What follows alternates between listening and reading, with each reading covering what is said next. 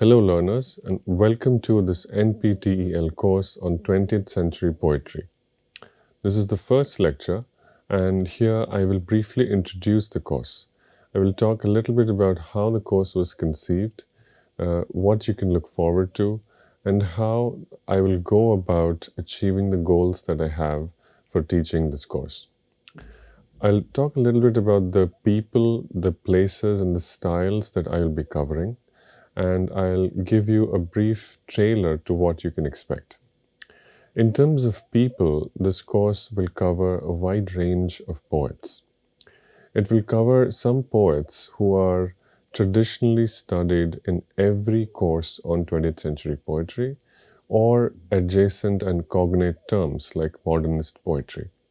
Some of these poets are very famous and they may even be said to be household names. Poets such as T.S. Eliot, William Butler Yeats, Robert Frost, and so on. So there will be some coverage of these very canonical and very traditionally accepted poets within this field of study. However, that coverage will be limited. In other words, this course will not simply go over familiar ground.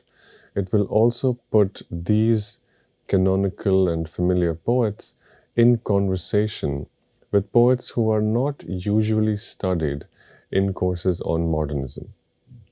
Some examples of these poets are poets such as Thomas Hardy. Thomas Hardy is a very unique figure. He's very well known and beloved as a novelist, and also very well regarded as a poet, but not often studied or understood as a poet who has something to contribute in a discussion of modernism or 20th century poetry. That view is changing, and you can find many scholarly publications from the past few years who are now beginning to reincorporate Thomas Hardy into his rightful place in the canon of 20th century poetry. This course is an effort in that direction, and it leans on the work of many contemporary scholars who have argued that Thomas Hardy is a unique and indispensable voice in the hall of 20th century poetry. In addition to Thomas Hardy, this course will also look at the work of poets such as James Merrill, Arun Kolatkar, and Derek Walcott, among many others. These are just some poets of many others who I'll be studying, who are more recognized in fields of study other than 20th century poetry. Arun Kolatkar is studied as a poet of Indian English writing or post-colonial poetry. Derek Walcott is recognized as a post-colonial poet or a Caribbean poet. James Merrill is recognized as one of the leading lights of queer American poetry. There is a lot to be gained from studying the work of poets like Merrill, Kolatkar, and Walcott, along with many others who I have not named, in direct conversation with poets such as Eliot, Yeats, and Frost. And that is one of the larger intellectual goals of this course. It aims to conceive of and project a new and deeper understanding of the trends and patterns one can observe in 20th century poetry. Among one of the practical goals, other than an intellectual goal, this course also has a practical goal. And that practical goal is to convey some of the joy, some of the difficulty, some of the challenges, and some of the pleasures of a skill that I believe is very important, indispensable in our times, and yet which is also a skill which is in danger of dying out. This is the skill of sensitive, attentive, critical, and close reading. There is nothing that requires close reading in all of its powers than understanding and communicating the value of a poem. Reading poetry is not just a passive act of consumption. In fact, it is nothing if not a very active and engaged act of creation. Reading a poem is a creative act. One can argue that all reading is creative, and that is true. Within that larger rubric, reading a poem is in ways more creative than reading other forms of literature, simply because it requires a heightened, deeper, and more keener engagement with the written word. So that is a skill. Reading, critical reading, close reading, and actively and creatively reading a poem. All of these skills, both from the simplest to the most complex, will be demonstrated throughout the lectures in this course. That is something that I am very excited about, and I hope that you as learners will also find something useful and interesting while I go about demonstrating and imparting that skill. In terms of the content, I believe that this course offers something borrowed, but also something new. And these are words from a Victorian story and poem about what a new bride should wear on her wedding day. In a way, embarking on a course, embarking on a program of studying 20th century poetry can be likened to the experience and the choices made by a new bride on her wedding day. So we are all, in a way, beginning a new chapter of our lives by embarking on the study of poetry, 20th century poetry. Some of the most powerful, some of the most beautiful, some of the most moving works of literary composition that have been ever written. And I'm quite excited to begin this program of study. To speak more specifically about the kinds of genres that we will be encountering in this course, I'll give a brief summary. The subtitle of this course includes the words epic and lyric. Epic and lyric are very different forms of writing. Epic looks outward. Epic talks about public events. Epic talks about large groups of people, communities, nations, societies, families, dynasties, etc. By contrast, lyric has a smaller scale. In terms of numbers, lyric talks about small-scale events and realities. Events that unfold in a day or a moment. Events that concern one person or two people, a person who is writing and the other person they are remembering, longing for, whether in love or in hatred. So in terms of numbers, speaking quantitatively, epic and lyric are polar opposites. They concern very different scales of events, and they describe events that unfold over dramatically different time scales. However, apart from these quantitative differences, these two genres, epic and lyric, have many similarities if we look at them qualitatively. Epic, or rather stories or conflicts that involve large numbers of people, like wars between nations, for instance. War, by the way, is a very stock topic for epic. And lyric, one can assume, shies away from writing about war and instead would write about love or longing. But qualitatively speaking, wars derive their sympathy, or wars are able to attract the sympathy of readers when they focus both on the large scale of death and destruction, as well as on the minute scale of longing or mourning of a person who has lost a loved one in a war. Similarly, lyric, or poems about individual love and longing, gain their legitimacy and their focus when they contrast public suffering with private memory. So qualitatively speaking, both epic and lyric have a lot of similarities. In fact, one could argue that despite their quantitative differences, both these genres, epic and lyric, depend on their opposite in order to achieve their effects. If you think about the great epic poems, whether it is the Iliad and the Odyssey or the Mahabharata in the Indian context, moments in which they attract our most powerful emotions. These moments consist of both public as well as private events. Private suffering contrasted with and compared against public suffering. Right? So, 20th century poetry is full of poems that contrast and juxtapose these two forms of description as well as writing, public and private, epic and lyric. These are not diametric opposites, rather, there is a dialectical relationship between these two. We will encounter a lot of elegies.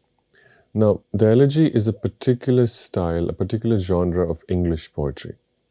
It is usually written by someone who is mourning or remembering someone else, two people. One person does the remembering, the other person has already died.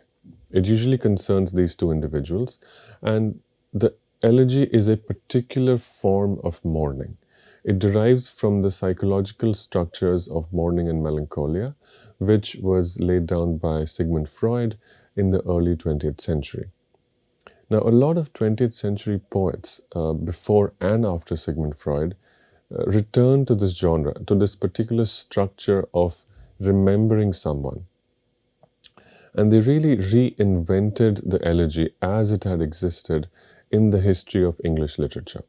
So we will return to this conversation, to this debate about what elegy was and how elegy was given a new life. It was rewritten, rejuvenated through the work of 20th century poets. I will be relying on the work of many recent scholars, but particularly the work of the American scholar of poetry, Professor Jahan Ramazani. This course will also straddle the differences between two approaches to poetry. One is the difficulty of poetry, and the other being its popularity. Poetry as a genre is very unique because it's full of this contradiction. On one hand, it is considered a difficult genre. That is, it is not easy to understand the meaning of a poem as it is, say, to understand the meaning of a short story or a novella. This is true. There is much in this that speaks to the experience of common readers. On the other hand, poetry is also very popular.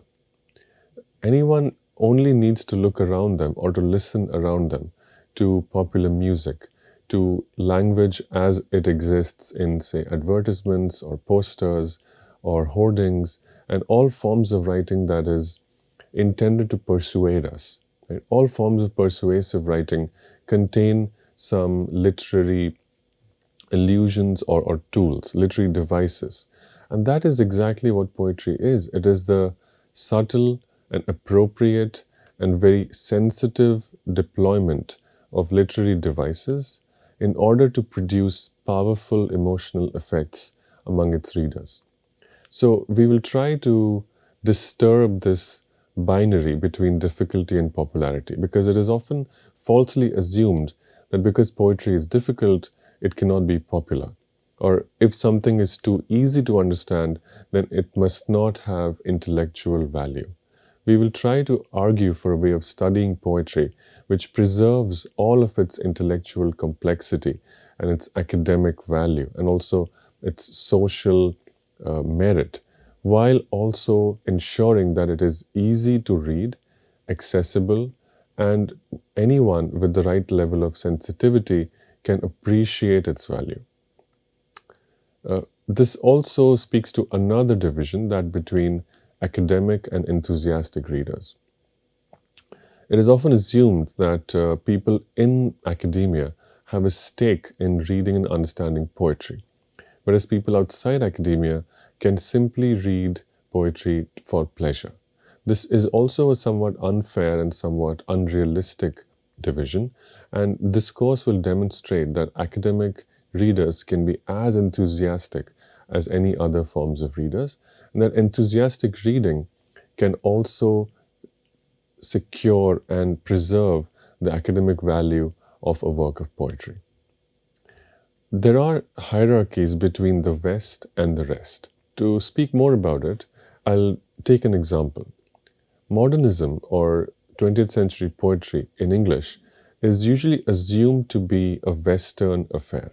That is, a few white people in London or Paris or New York came together and wrote something, and everyone else, for the rest of time, is expected to study and understand the work that these poets produced.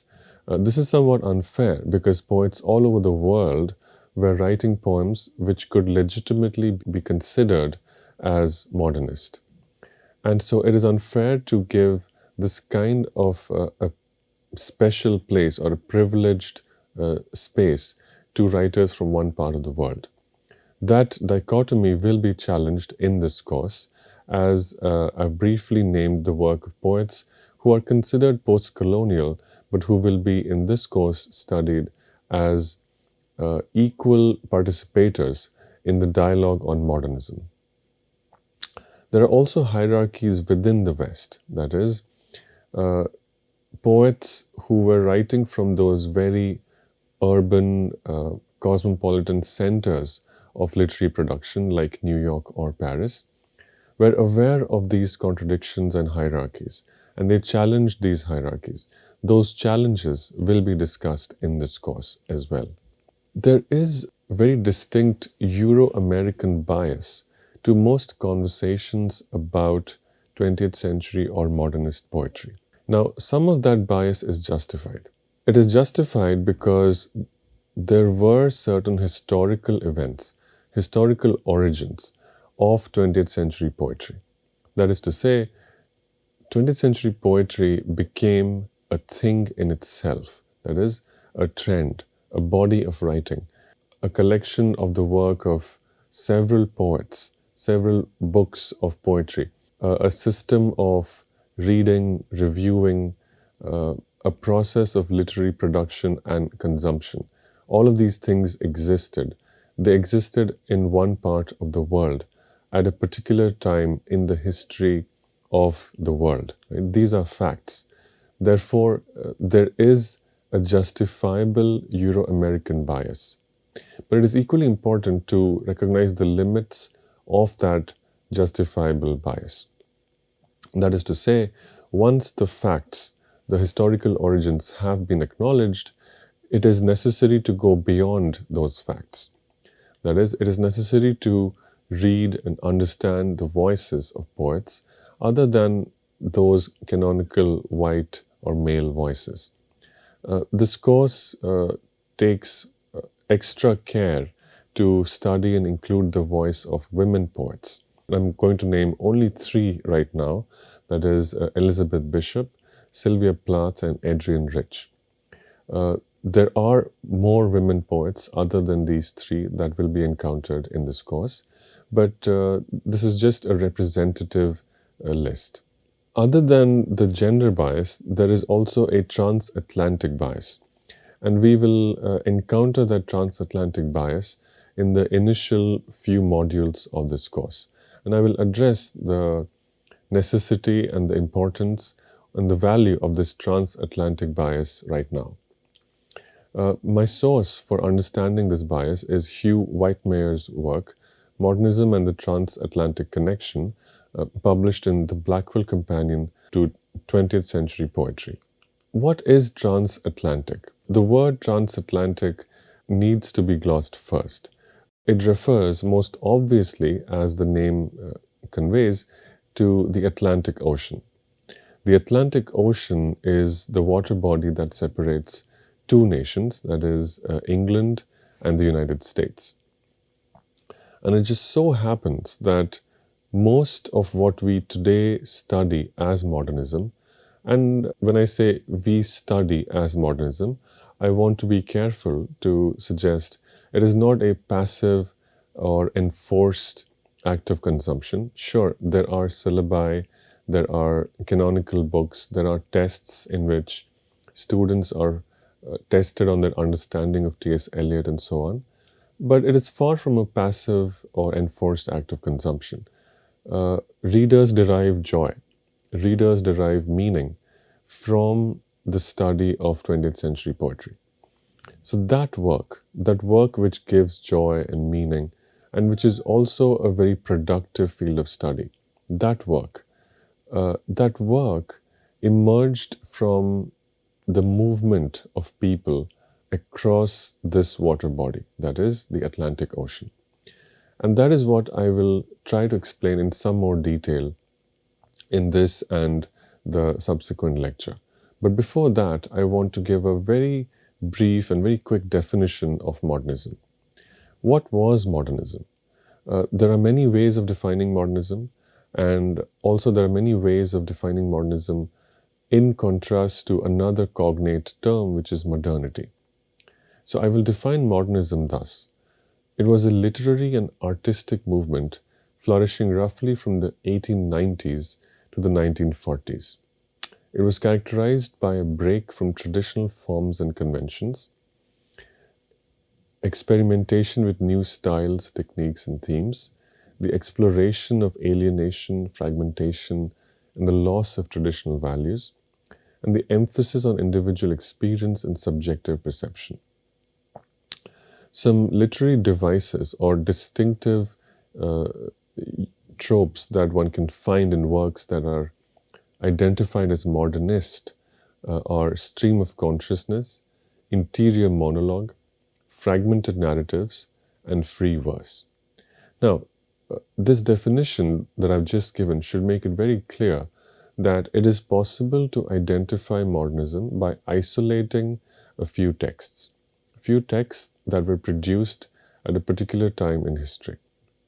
Now, this definition of modernism has been challenged. There are scholars who believe that modernism cannot and should not be isolated or limited to a particular time and space.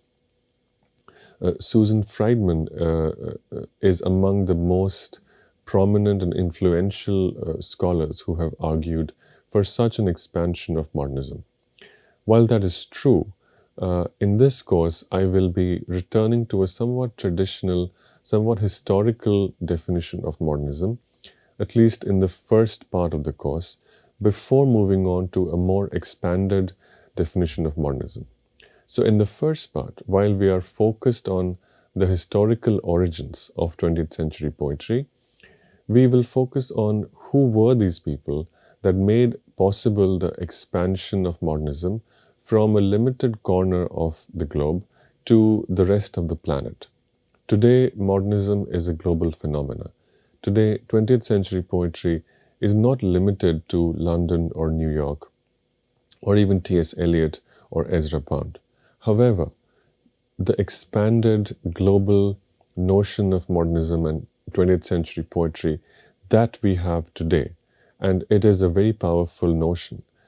That powerful notion derives from the experience and the labor of particular individuals who happen to be in that group, and those names are prominent and they are factually important.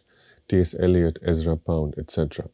So it is important to return to that context to understand the transatlantic connections which made possible the global and more expanded notion of modernism that we have today.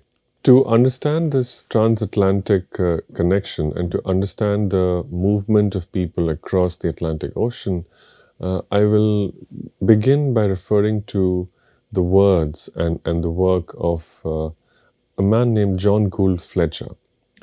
John Gould Fletcher is not a person who is canonized as a modernist or 20th century poet. Nonetheless, his life and work mirrors the movement as well as the intellectual labors of many poets and writers who are later recognized as modernist. Fletcher was born in January 1886 in a town called Little Rock in the American state of Arkansas. He was educated at Harvard University and died in May 1950. Some of his key works are The Burning City and Discovery. And also among his key works is his autobiography, Life is My Song. There is a section from this autobiography, Life is My Song, that I want to quote at some length because it describes in a very detailed and accurate manner the motivation for a large number of Americans for moving to Europe and for doing something which eventually became part of this cultural and intellectual ferment that we call modernism. Here is what Fletcher writes while he describes his decision to move from Harvard in Boston to London. Fletcher writes, "I had come abroad to try to acquire an education, to learn something concerning the aesthetic, moral, and spiritual values by which man was made worthy of the world he lived in, and which had created man's highest civilizations. Were there values in Europe, were there values anywhere in the world, which were living and functioning vitally in sufficient strength to enable me to build up anything from my own American background, to make anything more of myself than a complete failure of adjustment to the standards of my country and my people? I had come to Europe at all events to find out, and I knew from the outset that my exile would be neither a short nor an easy one." So you can see that these words convey a sort of spiritual hunger, a state of dissatisfaction, a state of unsettlement, and a desire for an upliftment, a desire for an intellectual and emotional growth. And all of these goals, spiritual, emotional, intellectual, all of these causes of anxiety, unsettlement, disorientation, seem to point the individual in one direction. The direction is from America to England. And it's also interesting, but not coincidental, that Fletcher is moving from Boston, or Harvard University is in Cambridge, Massachusetts, which is called New England. Right? So this is a movement. This is a movement that will be replicated in the work of other poets, poets more successful and arguably the most famous 20th century English poet, that is T.S. Eliot. What is that movement?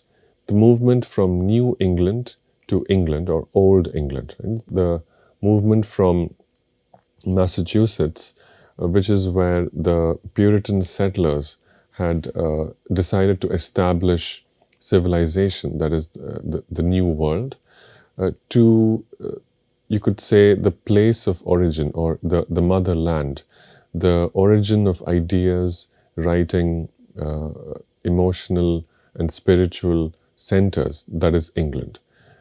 Fletcher would make this quiet, somewhat invisible movement. T.S. Eliot's movement in the same direction would become much more famous. We will encounter T.S. Eliot much later in the course, but for now I will stop here to give you a sense of the transatlantic connection. We will discuss the transatlantic connection through the work of specific writers and poets in the next lecture. Thank you.